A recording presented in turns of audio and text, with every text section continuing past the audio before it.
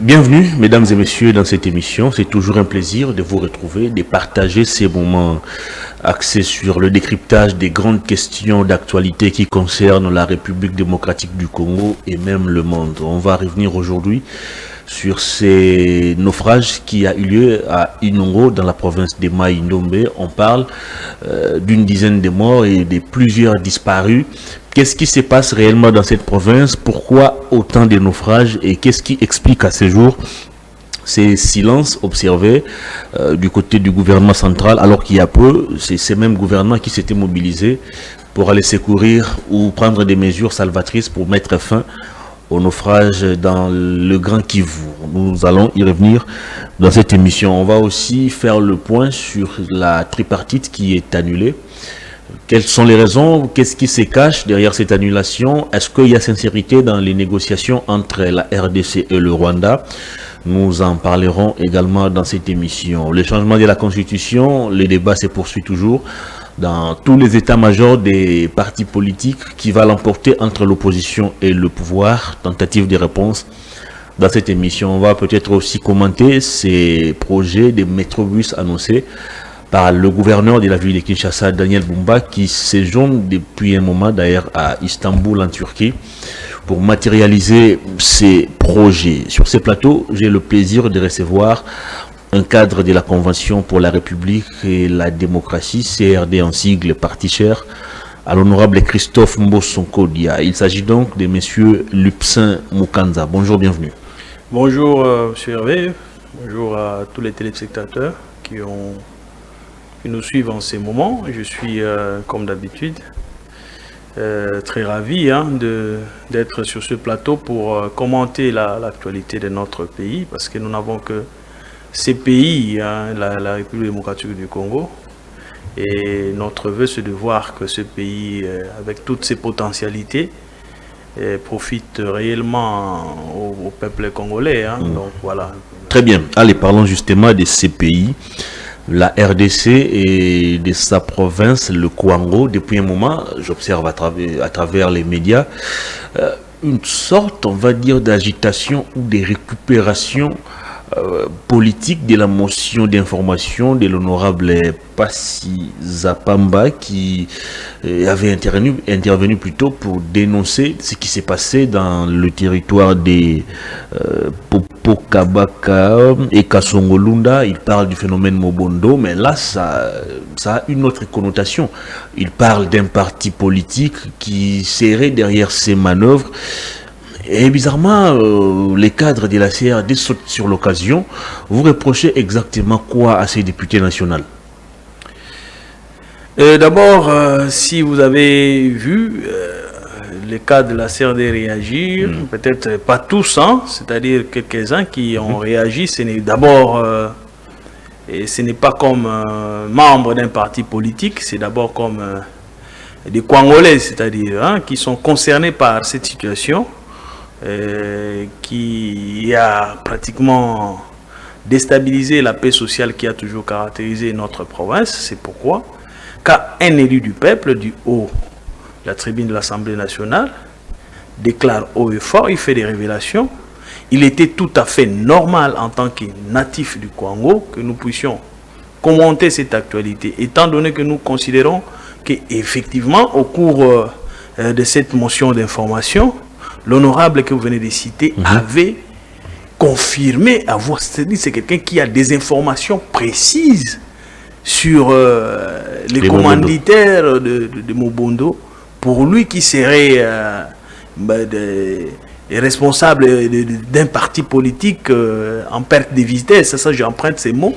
Alors cela signifie que pour une question aussi importante, une question aussi sécuritaire, quand un élu du peuple parle, ça signifie qu'il a des informations suffisantes par rapport à ça. C'est pourquoi nous avons interpellé, nous sommes en train d'interpeller les services de sécurité de notre pays. L'ANER, la DEMIAP et tous les services de sécurité, qu'ils approchent un peu.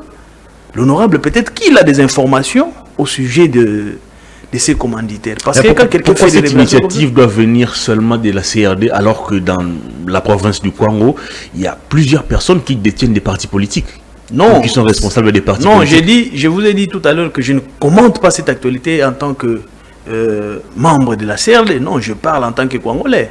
Parce que, en dépit de tout, nous voulons que cette province, imaginez que cette province, ce n'est pas seulement aujourd'hui, où existent les partis politiques. Les partis politiques ont toujours existé et la province n'a jamais connu cette situation de Mobondo. Et alors, quand l'insécurité s'invite chez nous, il est tout à fait normal que nous puissions nous intéresser à cette question. Et quand nous voyons un élu du peuple déclarer haut et fort qu'il y a un parti politique qui est derrière ça, ça, c'est une déclaration quand même qui doit nous intéresser. C'est pourquoi nous avons dit, on ne s'exprime pas comme membre d'un parti politique, mais nous nous exprimons comme Congolais, concernés par ces révélations, et nous appelons les services d'intelligence, l'ANR et tout, de se saisir de cette information dont disposerait l'honorable qui avait fait la motion d'information là-bas, qu'on l'approche peut-être, il va intervenir, il va donner des informations précises quant à ce. Permettez-moi de vous lire un extrait de sa motion d'information. Je prends le 3e paragraphe, il dit ceci. Honorable Président, les Mobondo qui opèrent à Popo-Kabaka sont différents de ceux reconnus à Kwamut dans le plateau de Bateke où il y a eu des soi-disant problèmes de terre et de redevances.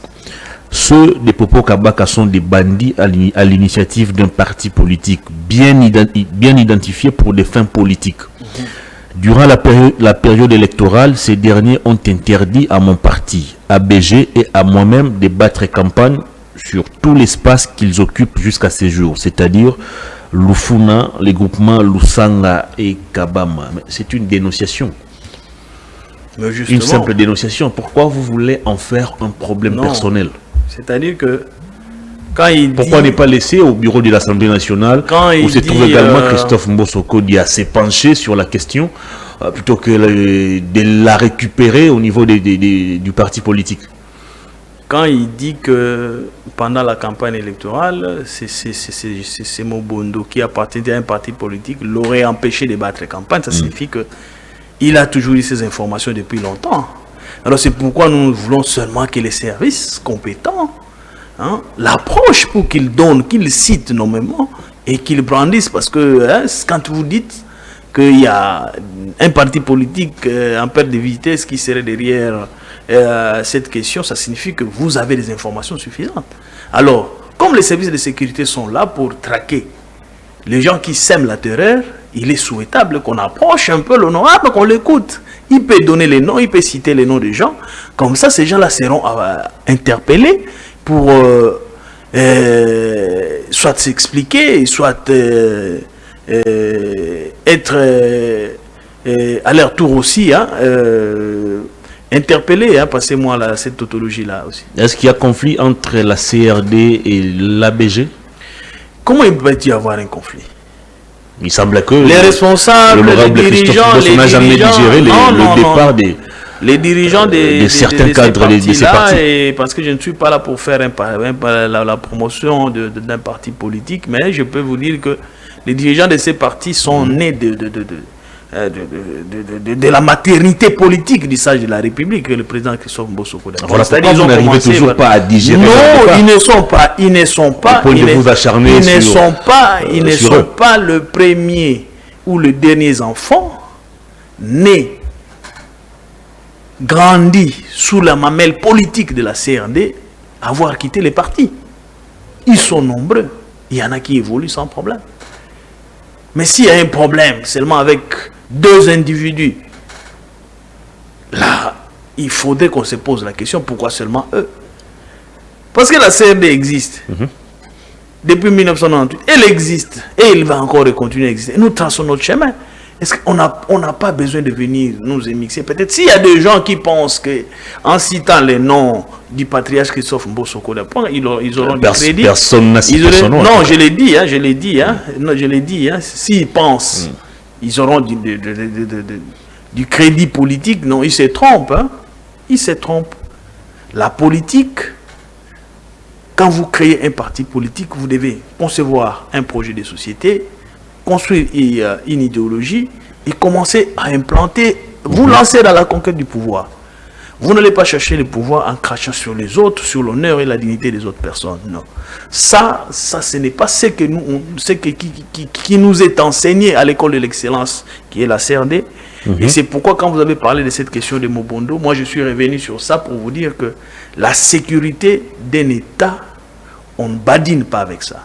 Très bien. Ça signifie que la province, s'il y a une partie du territoire qui est déstabilisée par des insectes, par des individus qui sèment la terreur, les services compétents sont appelés à y mettre fin.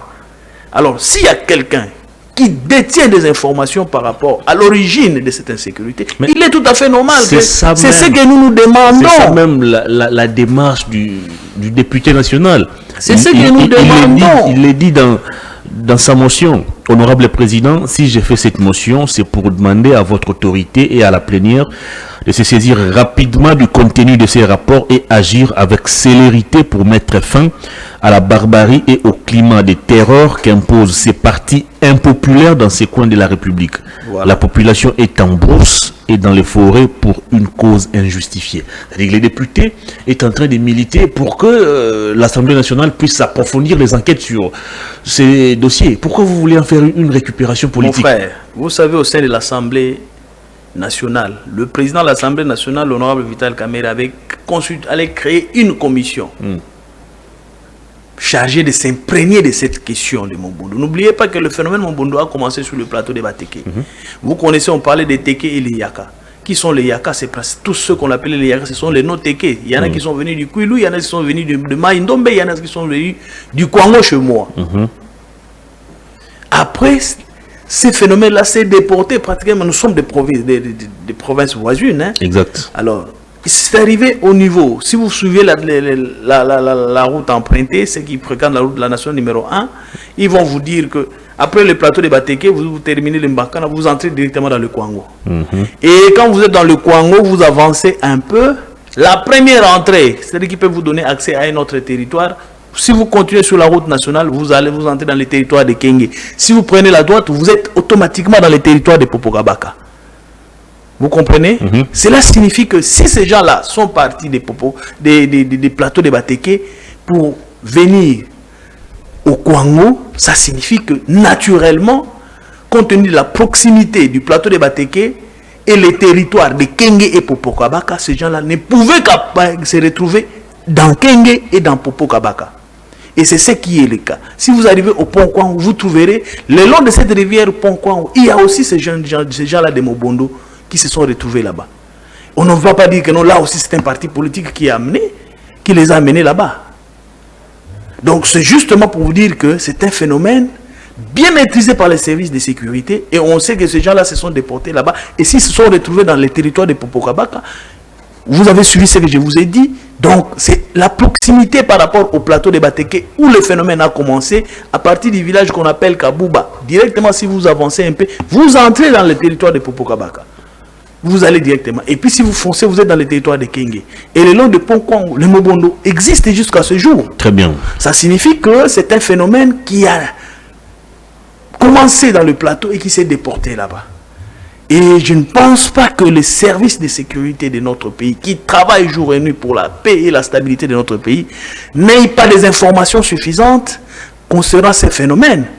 Pour qu'un député vienne dire qu'un parti politique impopulaire, ça c'est désorienter l'opinion. Comme député national, il a aussi des informations qui peuvent échapper à une certaine opinion. Voilà pourquoi nous, pas en tant que parti politique, mais en tant que Congolais, nous demandons au service de sécurité d'interpeller l'honorable pour qu'il leur donne les informations dont les députés eux-mêmes ont demandé déjà au bureau de l'Assemblée nationale de se saisir du rapport pour approfondir les enquêtes. J'étais en train de vous dire qu'au cours de cette même plénière, quand j'ai dit que le président de l'Assemblée nationale avait constitué une commission qui était mixte, qui n'était pas constituée seulement des députés nationaux du Kwango, non. Il y avait des députés nationaux de la ville de Kinshasa, il y avait des députés nationaux du Kwilu et peut-être de Maïndombe aussi. Ça signifie qu'il y a déjà, après cette motion ici, cette motion d'information, il y a aussi un autre élu à l'occurrence l'honorable Tadé Mamboulaou, qui a pris aussi la parole pour dire que nous étions sur terrain, nous avons parlé avec tout le monde là-bas. Nulle part dans le pré-rapport que nous avons déposé sur la table du président de l'Assemblée nationale, on retrouvait la mention parti politique. Non, ce n'était pas ce que nous avons écouté parce que nous avons interrogé la société, toutes les couches de la population. Et même certains responsables de Mobondo ont été... Jamais il a été fait mention d'un parti politique. C'est pourquoi nous disons que si lui, l'honorable, dispose de ces informations qui entrent même en contradiction avec avec le pré-rapport déposé par ses collègues députés nationaux qui étaient en mission avec lui aussi. Dans sa motion, il a pointé ou il a ciblé le territoire des Popo Kabaka et Kasongolunda. Cette mission concernait... Ceux qui l'ont précédé ne sont peut-être pas arrivés dans ces deux territoires. Non. Les phénomènes, la mission concernait justement les troubles qui sont occasionnés par les phénomènes Mobondo. Dans le Kwango, quand on parle de Kwango, c'est-à-dire cette partie-là, où ils sont vraiment actifs, je m'excuse, il y a les territoires de Popogabaka et une partie du territoire de Kasongolunda aussi. Mais là aussi, il faut préciser que c'est vraiment dans les territoires de Popogabaka et quelques cas isolés dans les territoires de Kenge. Merci beaucoup. Il faut le préciser comme Allez, ça. On va évoluer, on reste toujours dans le Grand Bandundu pour parler de ces naufrages qui viennent de frapper la province de Mai-Ndombe et précisément la ville d'Inongo, on parle ici du territoire d'Inongo, le port d'Issongo, qui a connu un autre cas de naufrage, 25 morts et plusieurs disparus.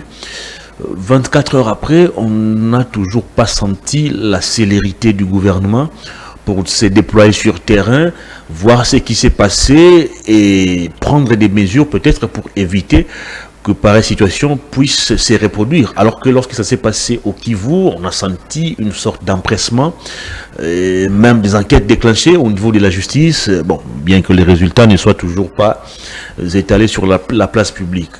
Que faire à ce jour pour nous éviter tous ces naufrages? Parce que ça devient un peu de trop, surtout dans la province de Mai-Ndombe. Ça fait mal, monsieur Ray. C'est à chaque fois qu'on nous parle toujours des naufrages de baleinières, pas plus tard que, je crois, 2 mois, ici même, dans le Kwango, il y a eu même une mission des députés aussi dépêchés parce qu'il y a eu aussi mort d'hommes, toujours le baleinière et cette histoire. Je pense qu'il est temps que le gouvernement de la République commence vraiment à réfléchir comment mettre fin à cette situation qui occasionne de pertes en vies humaines. Moi, je veux m'adresser au ministre des Transports et Voies de Communication, le VPM Jean-Pierre Bemba. Nous avons ici, chez nous, le chantier naval de l'ONATRA. Ici. On a encore un chantier ici vers Kitambo Magasin là-bas, hein, des Chanik Métal, je pense aussi. On en a un peu partout. C'est de l'expertise locale. Nous avons là-bas une main-d'œuvre, des gens qui peuvent commencer à concevoir des embarcations qui peuvent sécuriser la vie de nos compatriotes.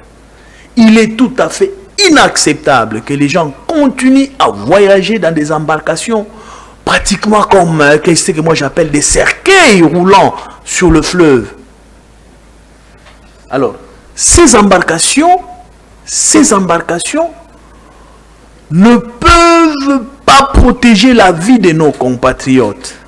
Et si le gouvernement peut commencer à retravailler dans ces secteurs-là, notamment en concevoir, nous avons connu Goma, et il y avait beaucoup de bateaux qui faisaient le fleuve Congo ici. Baliser d'abord c'est la voie navigable ici, mais en même temps, même l'État peut créer ça parce que ça favorise. Les histoires montées en bois pratiquement par les commerçants, c'est à chaque fois, ce sont ces histoires-là qui occasionnent de pertes en vies humaines. Et chaque fois, on compte des dizaines de personnes qui partent comme ça, des centaines de personnes et tout ça. Il est temps qu'on mette fin à cette histoire et nous pouvons utiliser des embarcations sécurisées qui peuvent être montés ici, même à la ville de Kinshasa, même à travers les chantiers navals ici, et même, ou bien les chantiers métal ici vers Kitambo, on peut commencer à concevoir des embarcations qui peuvent sécuriser nos populations, parce que ça devient de trop. Ça devient de trop. Même à l'est, là-bas, Bukavu. Hein, on en parlait aussi il y a quelques jours ici, lors de la plénière de clôture. Et le président de l'Assemblée nationale est revenu aussi sur la même situation. Donc, on doit quand même essayer un peu de travailler, hein, de mettre du sérieux dans ces secteurs pour qu'on ne continue pas à considérer la vie des Congolais comme si c'était des animaux qui peuvent mourir comme ça sans en faire mention. Pendant que je préparais cette émission, je suis tombé sur des archives sur le site de Radio Kapi qui parlent notamment de la révocation d'une ancienne ministre des Transports. L'article date du 3 mai 2011, je vais vous lire un extrait. La ministre des Transports et Voies de Communication, Laure Marie Kawanda, a été révoquée de ses fonctions ce mardi 3 mai 2011 par ordonnance présidentielle. On reproche à Laure Marie Kawanda une série de négligences dans son secteur, notamment une série de négligences dans son secteur qui sont à la base de nombreux morts dus notamment au naufrage. 2011, Joseph Kabila, qu'on a souvent critiqué, Joseph Kabila présenté pour quelqu'un qui n'aimait pas les Congolais, le Rwandais, a tapé du poing sur la table pour mettre fin au désordre qui régnait au ministère des Transports de l'époque. On a enregistré, je crois c'était 3 naufrages à l'époque, mais ça a coûté la révocation des membres du gouvernement. À ce jour, s'il faut comptabiliser le nombre des naufrages, c'est plus ou moins 10. Mais aucune sanction, personne n'est puni. Alors on se demande jusqu'à quand vous allez laisser cette situation évoluer comme ça. C'est dommage, et qu'on constate qu'il y a de pertes en vie humaine et parfois il y a des cas comme ça qui sont passés sous silence, comme les cas de Maïndo, mais aujourd'hui on n'en parle pas. On n'en parle pas. 24 heures après, aucun communiqué du gouvernement. Il y a eu mort d'homme. Aucun communiqué du ministère des Transports, des Affaires sociales. Il y a de la négligence, hein, ou soit c'est comme je l'ai dit tantôt. On considère qu'un Congolais qui meurt vaut pratiquement comme un animal. Non, ça non quand même. Et les secteurs des transports et voies de c'est un secteur qui est encadré par l'État à travers ses services connexes. À chaque fois quand il y a drame, qui cause mort d'homme, vraiment on doit s'arrêter quand même pour réfléchir. Qu'est-ce qui c'est dit à quoi? S'il faut baliser les rivières, on le fait. Si améliorer les conditions de voyage de nos compatriotes qui empruntent souvent ces baleinières de fortune, on le fait aussi. Ça signifie qu'on propose une solution. On interdit, on propose une alternative pour résoudre ça. Et si ça se répète dans la logique des choses, il faudrait qu'il y ait des sanctions dans ce... Mais dans ces domaines de transport, il n'y a pas que sur nos rivières et fleuves où les choses ne marchent pas. Mais c'est aussi dans tous les secteurs de transport. Ici, nous avons beaucoup de problèmes. Notamment nous-mêmes pour nous déplacer, c'est un casse-tête, vous les connaissez. Alors, dans les domaines aériens même, moi aussi. Et je vois le président de la République est en train de bousculer, de forcer pour que quand même Congo Airways qui a commencé ses vols aussi avec le lancement hier de la compagnie Air Congo, ça c'est le président de la République, mais il ne peut pas se substituer au gouvernement. C'est-à-dire c'est sa vision, il faudrait que les gens l'accompagnent pour que ce secteur-là des transports rayonne dans toutes ses diversités, c'est-à-dire que dans le domaine aérien, routier et même fluvial quand même. L'évaluation des membres du gouvernement annoncée par le chef de l'État va intervenir quand? Vous donnez l'impression comme si vous êtes plus préoccupé par le changement de la Constitution que par les vécus quotidiens des Congolais. Tenez, à la RTNC, il y a une journaliste qui a trouvé la mort parce que l'entreprise n'était pas en mesure de la sécuriser. Elle quitte le boulot à 23 h, elle doit traîner encore sur l'arrêt des bus pour attendre un transport en commun. Conséquence, elle est attaquée par des bandits, elle trouve la mort. Des gens meurent à travers des naufrages, il n'y a aucune sanction, personne n'est suspendu, personne n'est interpellé pour être auditionné.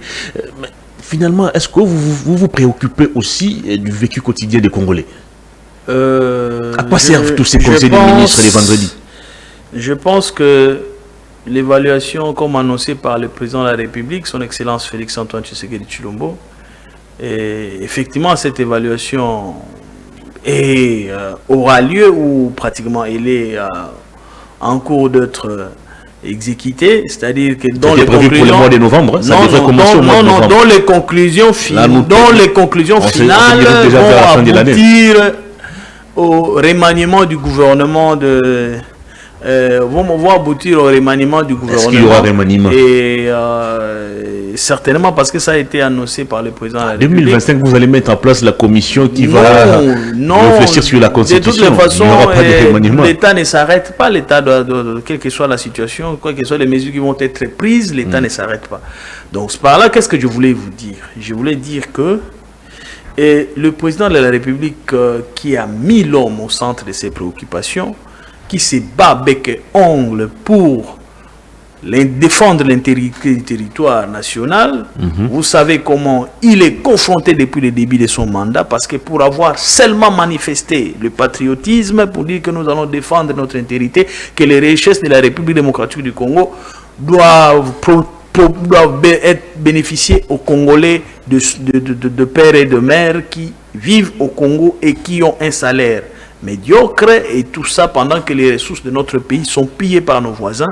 Le lendemain, il y a eu renaissance de cette rébellion du M23, tout simplement parce qu'ils ont compris qu'à travers le Rwanda, qu'il y a maintenant un patriote à la tête de ces pays qui veut à tout prix défendre l'intégrité du territoire, mais qui ne veut pas négocier et nous donner la part de lion, comme ça a toujours été le cas depuis toujours, des minéraux de la République démocratique du Congo. Donc c'est pourquoi vous voyez que le président de la République fait face à une guerre qui lui est imposée par le Rwanda et tous ses complices sur le plan international qui sont derrière eux.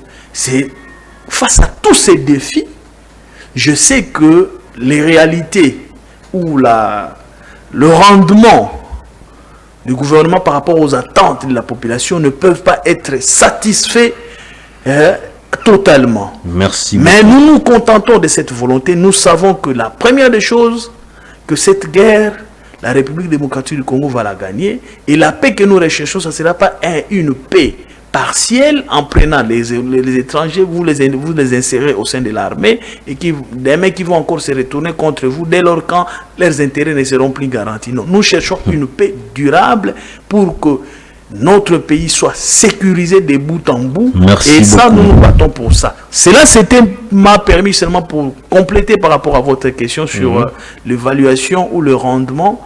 Je voulais dire tout simplement que tout cela fait partie des défis auxquels le gouvernement de la République, à travers la vision du président de la République, est en train de se battre pour que les Congolais trouvent une satisfaction par rapport à l'action du gouvernement de la République.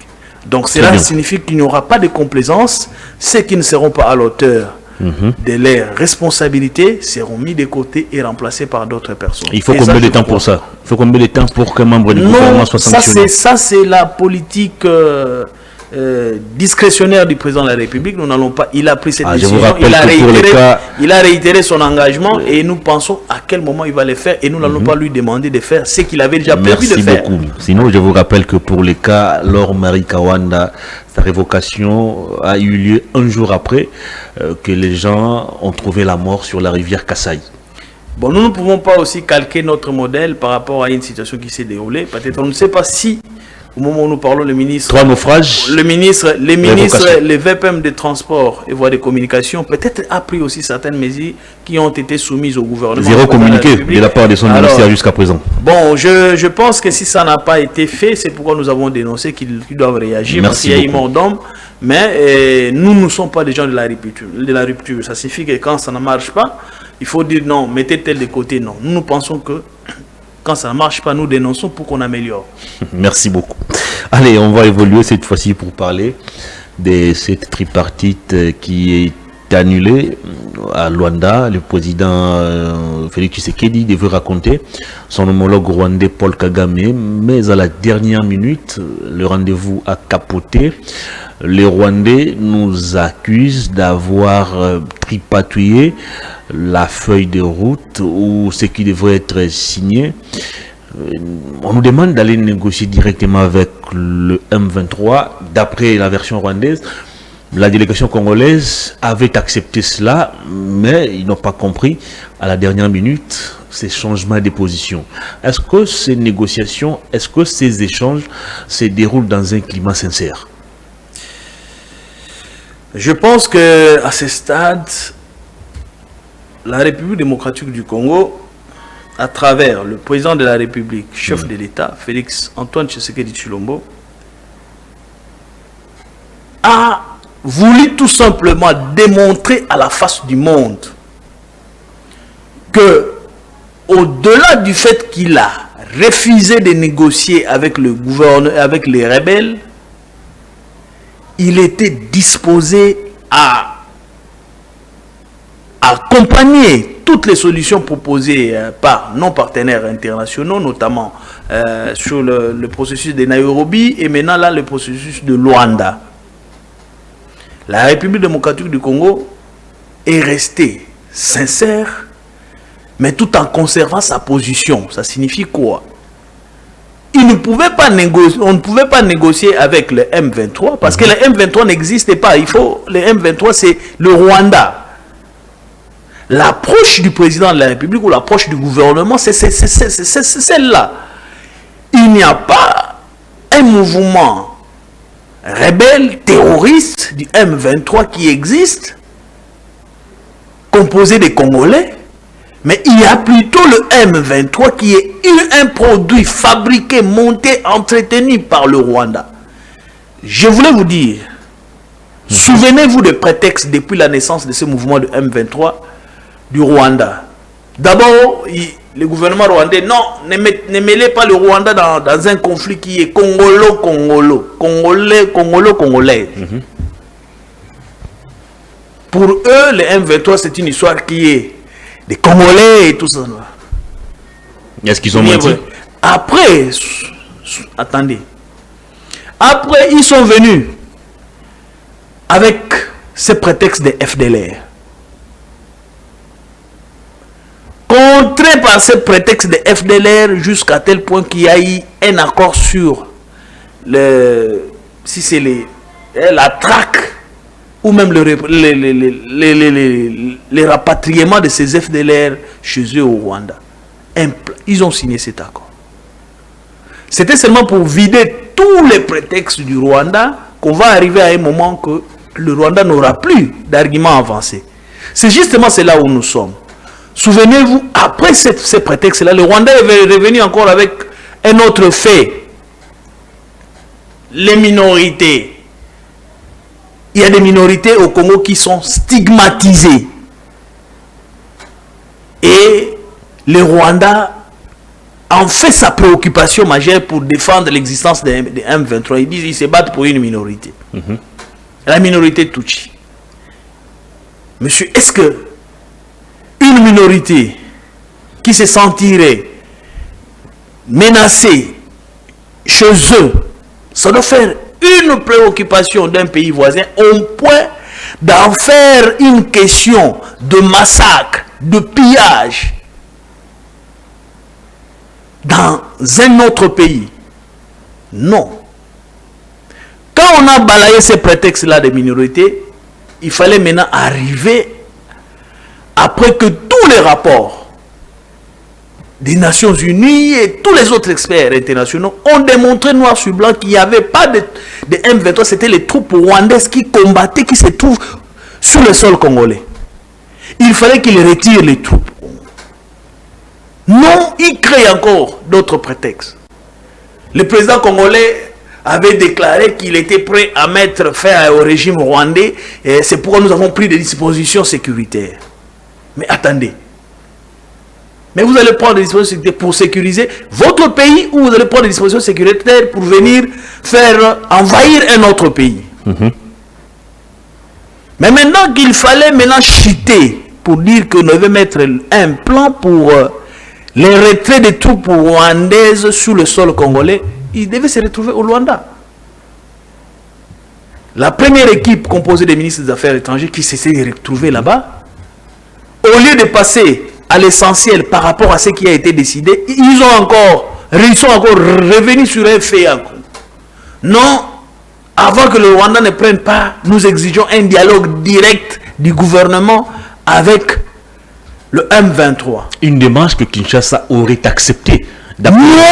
Non, c'est-à-dire quoi? Ce prétexte a été soulevé par le Rwanda uniquement parce que sachant que c'était la ligne rouge à ne pas franchir pour le gouvernement congolais, parce que ça a été déclaré haut et fort qu'ils ne vont pas négocier avec le M23. D'après les Rwandais, Kinshasa aurait accepté. Non, le M23 Kinshasa aurait accepté de négocier avec le Rwanda, pas le M23, parce que le M23 c'est le Rwanda. Tout ce que le M23, je m'excuse, tout ce que le M23 fait, c'est dicté par le Rwanda. Le Rwanda vous dit que le M23 c'est une affaire congolaise. Non, ça ce sont des prétextes. Ce sont des prétextes. Le M23, c'est le Rwanda. Et le gouvernement de la République ne peut discuter qu'avec le Rwanda, parce que le Rwanda, c'est le M23. Pour preuve, les négociations ont capoté. Pourquoi? Ils ont encore monté une histoire pour discuter directement avec le M23. C'est-à-dire quoi? Parce que le gouvernement, le M23, s'il vous plaît, c'est l'affaire des Congolais. S'il vous plaît. Et ça c'est un prétexte, parce que vous et moi savons que ce n'est pas là une affaire de Congolais. Comment ça? Mais n'est-il pas congolais? S'il vous plaît. Mais c'est ça, ce sont justement des qui sont. Non, ce sont les gens. Ce sont les gens, c'est ce manque de patriotisme. Ils ne se battent pas pour le pays, ils sont téléguidés par le Rwanda. Et Corneille Nangaa a été recruté justement pour masquer, se donner une forme à cette, à cet envahissement de nos territoires par les troupes étrangères qui sont le Rwanda. Si on retire aujourd'hui on retire les troupes rwandaises sous le sol congolais, le M23 n'est qu'une coquille vide.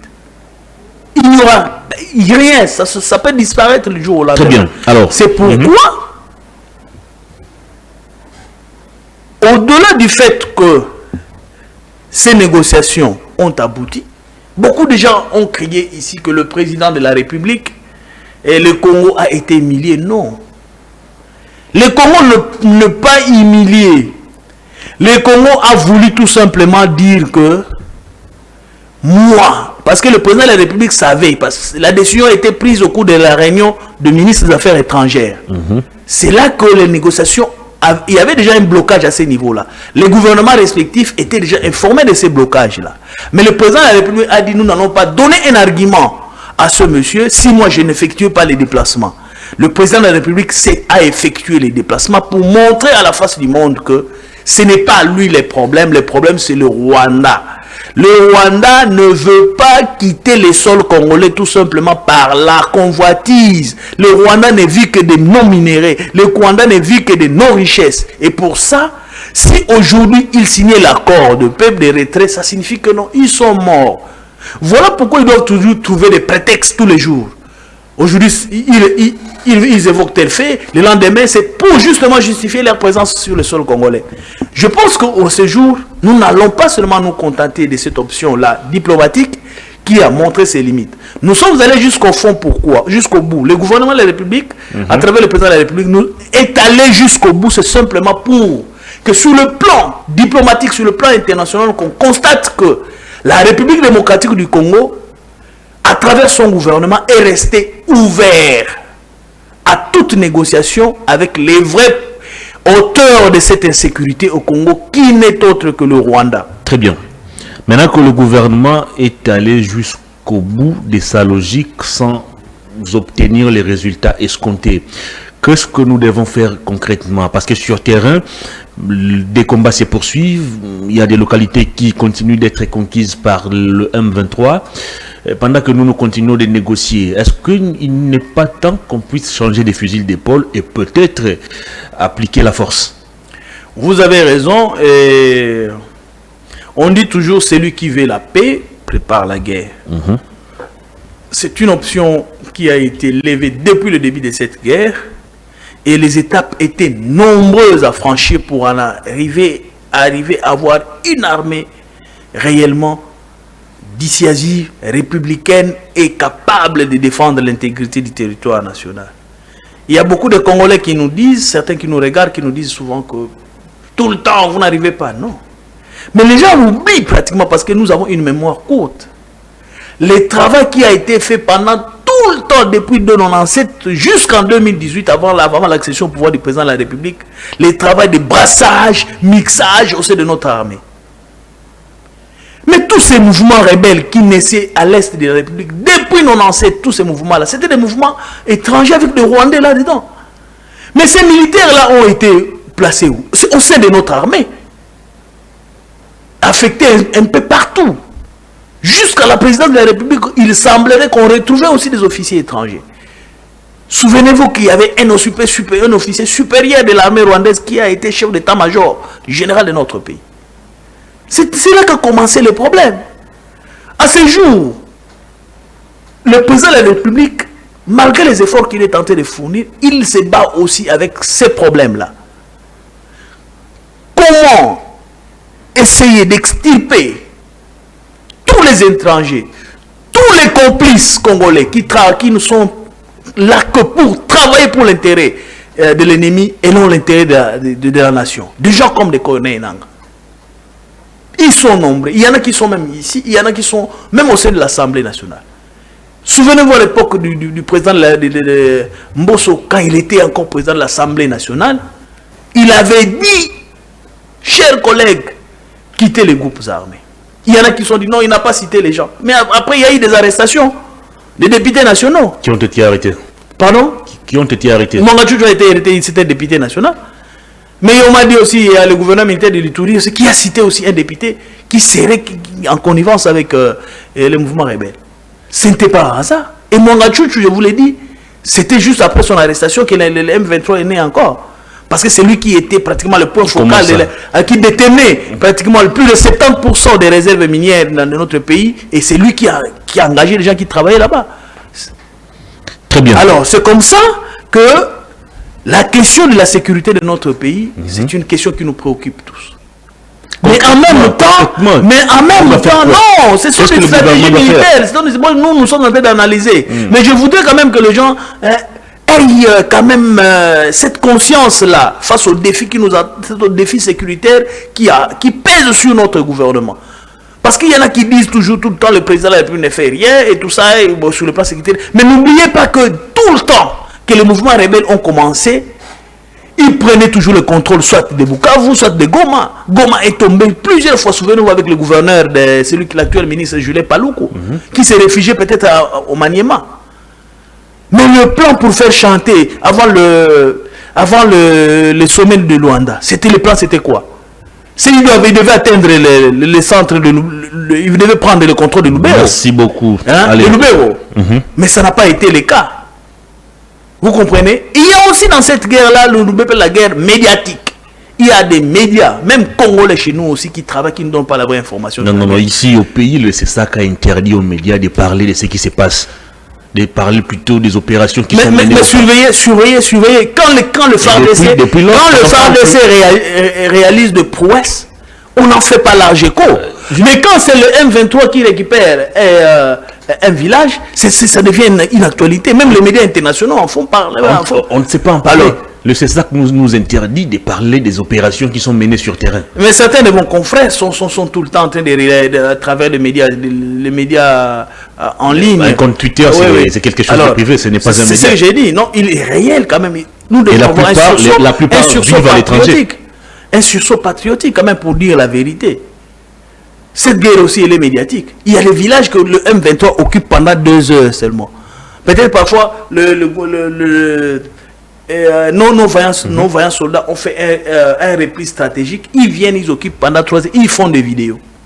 Mais vous avez un ministère de la communication. C'est ce que j'ai dit. Il y a eu une communication officielle. Il y a eu une communication officielle de notre armée et je pense que c'est sur base de cette communication-là que vous, les gens de la presse, que vous devez vous fier. Donc cette guerre, elle est aussi médiatique. Mais ce que moi je peux vous dire et vous garantir que aujourd'hui, ce n'est pas le président de la République qui est attaqué. c'est la République démocratique du Congo. C'est l'intégrité de notre pays qui est menacée par le Rwanda. Merci. Et le Rwanda a commencé ses velléités expansionnistes, ça ne date pas du président Félix. Merci. Même après le président Félix, il va continuer toujours à convoiter les richesses de notre pays et même cette envie-là de s'accaparer d'une partie de notre territoire national. On va terminer cette émission. C'est pourquoi je voudrais que nous formions un bloc pour faire échec au plan de l'ennemi. Ce n'est pas le président Félix qui est attaqué. Comment former ces blocs lorsque le président lui-même diabolise certains de ses compatriotes, lorsque le président lui-même, on va le dire comme ça, jette en pâture l'image de certains de ses compatriotes? Comme qui, par exemple? Le président a dit lors de sa récente sortie médiatique qu'il y a Joseph Kabila qui serait en train de préparer un schéma insurrectionnel, Katumbi et consorts seraient aussi en intelligence avec les rebelles M23. Est-ce que ce genre de propos facilite la cohésion nationale? Le président de la République ne peut pas s'exprimer au hasard. Mais à chaque fois quand il y a guerre, quand notre pays est menacé, pour que le président de la République ne s'exprime pas, on doit constater aussi les attitudes des uns et des autres. Qui se sont précipités pour aller rejoindre le mouvement M23? La majorité des cadres. Ce sont les cadres de quel parti politique? Mais c'est quoi les rapports avec... Non, j'ai dit. Fayoulou c'était un opposant, Denis Sessaka c'est un opposant, et nous en avons beaucoup ici. Pourquoi seulement il y a des cadres d'un parti politique dont le PPRD? Tous ces cadres, filles comme garçons, sont allés au front rejoindre le M23. Est-ce qu'ils sont... Non, je l'ai dit, non, nous sommes en train d'analyser. Comme cadre du PPRD. Nous sommes en train d'analyser. Pourquoi seulement eux? Parce que les autres ici se battent, même s'ils sont contre le président Félix, ils pensent que l'alternative peut se faire au moyen des urnes. Mais les autres pensent que l'alternative peut se faire avec les armes. Qui aime le pays? Qui aime le pays? Mais c'est des gens qui ont décidé de manière individuelle et libre. Nous analysons des faits et gestes. Si le président de la République s'est exprimé, il ne s'est pas exprimé au hasard. Nous avons vu le M23 créer tous les cadres du PPRD sont allés adhérer. Cadres ou certains anciens du PPRD rejoindre la rébellion. La majorité, pratiquement tout le monde est là. Est-ce qu'ils ont rejoint la rébellion comme cadre du PPRD ou ils sont partis comme individus? Pourquoi estimant que pourquoi seulement eux? La libération du Congo passera par la voie des armes. L'IDPS a une lutte de plus de 32 ans dans l'opposition. Mais à chaque fois, il y a eu des mouvements rebelles qui sont nés ici. Vous avez vu qu'un mouvement rebelle qui est né, les cadres de l'UDPS vont aller adhérer à ce mouvement. On a vu certains alliés de l'UDPS rejoindre la rébellion, le cas de Roger Lumbala, qui est emprisonné aujourd'hui. Vous dites... Directeur de la campagne de Félix Tshisekedi en 2011. Non, j'ai dit Roger Lumbala a commencé la guerre avant le dialogue. Il était dans un mouvement bien connu, il est rentré ici. Et après le processus électoral de 2006, en 2011, c'était déjà, on parlait, il avait son parti politique qui pouvait faire alliance dans l'opposition avec l'IDPS. Ce n'était pas un péché. Et pourquoi ce fixisme sur la personne de Kabila alors qu'il y a Non, on ne fixe pas, nous analysons le fait. Nous analysons le fait. Le MLC du président Bemba a battu campagne pour le président de la République. Ça signifie qu'ils se sont inscrits dans la logique démocratique du pouvoir au sein de notre pays. Mais juste après la campagne, l'un de ces cadres a rejoint la rébellion. Bon, celui-là, il faut se demander, il était cadre par circonstance. Donc c'est la même question que vous devez aussi vous poser pour ces anciens cadres. Non, malheureusement, ceux-là continuent à défendre l'idéologie de leur parti. Ce n'est pas vrai. Ils ont fait ça pourtant le PPRD, on a tous lu les communiqués du PPRD révoquant tous ces gens. Donc c'est ça. Oui, donc c'est comme ça. Il y a beaucoup de choses. Merci beaucoup. Moi, je ne peux pas donner des informations. On va terminer cette émission. Votre réaction sur ces projets qui sera bientôt, on va dire, lancé par le gouverneur Bumba. Metrobus, ça fait quand même trop de projets qu'on entend. Metrokin, Metrobus, Kin Elenda, Kin Zero Trou, Kin, et au finish, rien ne sera appliqué. Qu'est-ce qui ne va pas? L'autre fois, quand j'ai eu l'occasion d'aborder le problème du gouverneur de la ville de Kinshasa, M. Daniel Bumba, Et il est membre de l'Union Sacrée. Moi aussi, je suis membre de l'Union Sacrée. Mais nous sommes en train de lui prodiguer des conseils pour quand même qu'il se réveille un peu. On dit gouverner, c'est prévoir. Le projet de métro, c'est bien bon. Nous pouvons applaudir pour ça. Mais est-ce qu'on a déjà fait ce qui devait être fait en amont avant que ces projets-là prennent corps? Ces bus-là vont rouler. Ces bus-là, d'abord, quand vous le voyez, ce sont des bus qui est presque comme des voitures à bois. Vraiment. Ça va rouler où? Avec quelle route ici à Kinshasa? C'est-à-dire que nous, si on conçoit un projet pareil, des métrobus, qui est un projet à saluer, la priorité pour ces projets serait d'abord l'aménagement de routes ici. Comment vous pouvez penser que ces bus-là peuvent quitter Ipen pour traverser Limité jusqu'à Matete? Mais moi, à Matete, c'est où? À Matete, c'est où? Ça va traverser comment? Avec quelle route? À Lemba, là-bas, ça va passer où? À Barumbu, à Lingwala. Ici, à Barumbu, par où? Et ces populations-là que vous pensez sauver, ils vont bénéficier de ces bus-là par quelle magie? Pour moi, le projet est bon, mais quand même, il doit avoir aussi des conseillers autour de lui.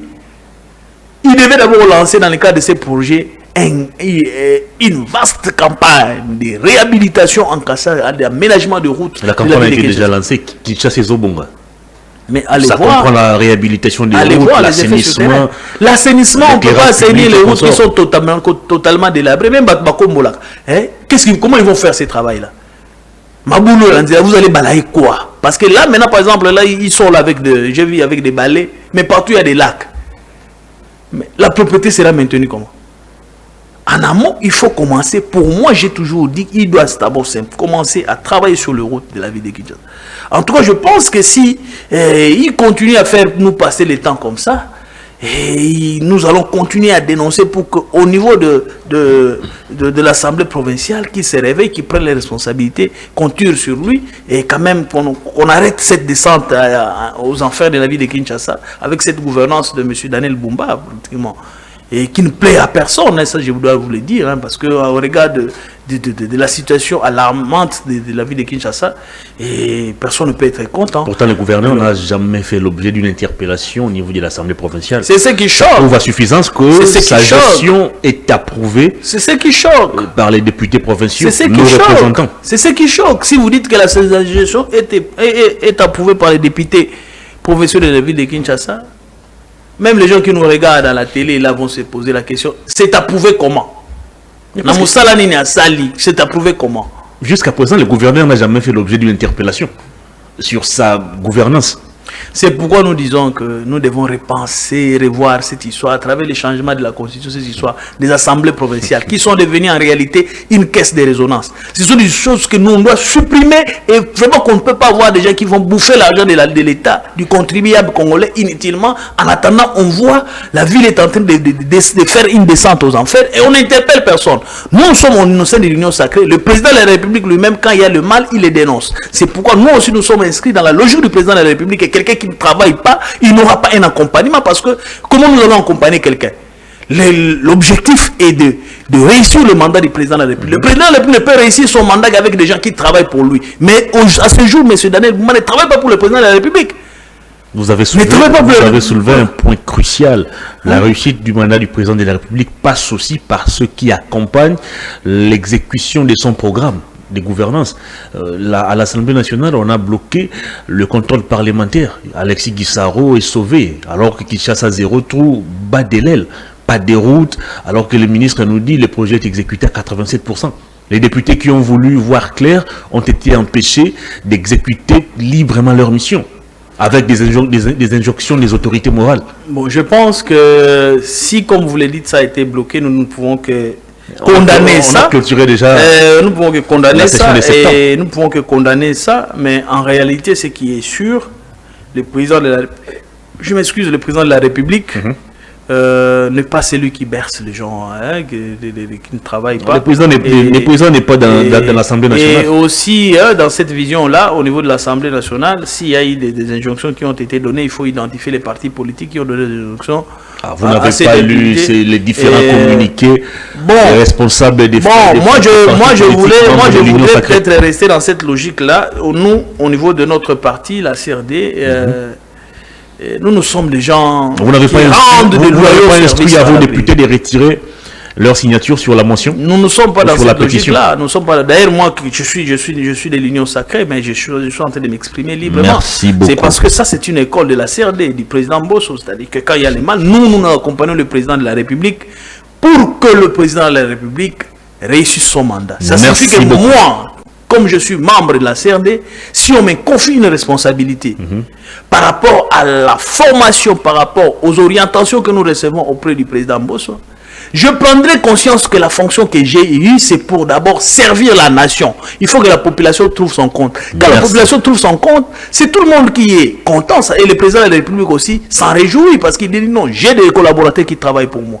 Mais on ne peut pas être content d'assumer des fonctions comme des gouverneurs et se déclarer être membre de l'Union sacrée qui accompagne la vision du président de la République dans une ville qui est en train de mourir comme ça. Grand merci à vous, cher Lupsin Mukanza, pour votre disponibilité.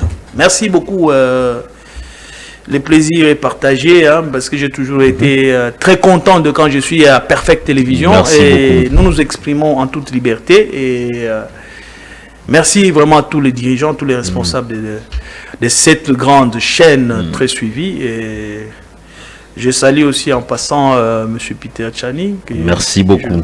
Donc voilà, vous tous, toute l'équipe. Merci beaucoup. Grand merci à vous. Grand merci à vous et faites parvenir mon message à l'honorable Christophe Mbosso. Je compte déposer ma lettre de demande d'interview adressée à lui. Je crois qu'il est devant J'ai des questions à lui poser. Il est, comme c'est les vacances parlementaires, je crois qu'il est devant la télévision, il vous suit. Et il va certainement vous réserver une suite favorable. Merci beaucoup. Allez, ça en est fini, mesdames et messieurs. Grand merci à vous d'avoir suivi cette émission. Merci à toute l'équipe technique. Je vous retrouve vendredi pour boucler la semaine avec d'autres invités, mais avec toujours le même plaisir. Au revoir.